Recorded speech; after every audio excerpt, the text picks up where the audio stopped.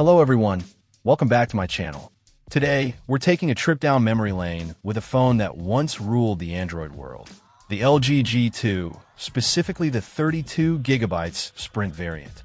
Yes, I know it's not a brand new device, but sometimes it's fun to revisit older tech and see how it holds up. Plus, there's a certain charm to these classic smartphones. Now, this LG G2 boasts a 5.2-inch display, which back in the day was considered quite large.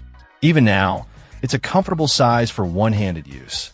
Unlike some of the behemoths we see today, the 1080p resolution still looks surprisingly crisp and vibrant, delivering a satisfying viewing experience. Remember, this phone rocked the scene with its nearly bezel-less design, a real head-turner back then. Under the hood, we've got a Qualcomm Snapdragon S 4 MSM 8270 processor clocked at 2.26 GHz. Paired with 2 GB of RAM, not mentioned in the specs, but standard for this model. It handled most tasks smoothly when it was released. Of course, by today's standards, it's not going to win any speed contests. Don't expect to play the latest graphically intensive games without some lag. However, for everyday use like browsing, social media, and light gaming, it's still surprisingly capable. Let's talk about the camera. A 13MP shooter might seem modest now, but it was a powerhouse in 2013. It's capable of taking some decent shots, especially in good lighting conditions. Don't expect miracles in low light, but it's certainly usable. Video recording is also respectable for its age. One of the most unique features of the LG G2 was its rear-mounted buttons. Power and volume controls are located on the back of the device, just below the camera lens. It might sound strange, but it actually becomes quite intuitive after a while.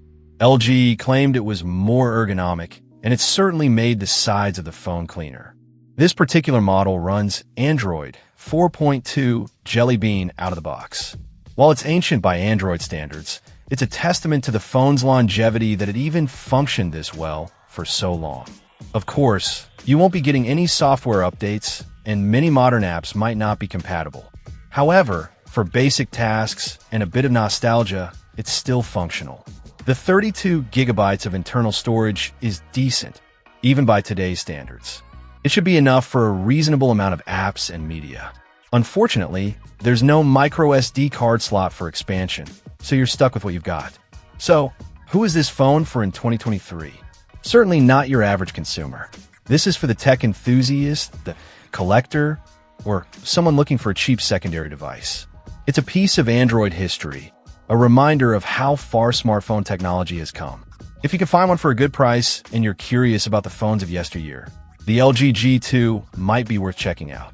Just don't expect a flagship experience. It's a classic, but it's definitely showing its age. Check out the video description for updated price.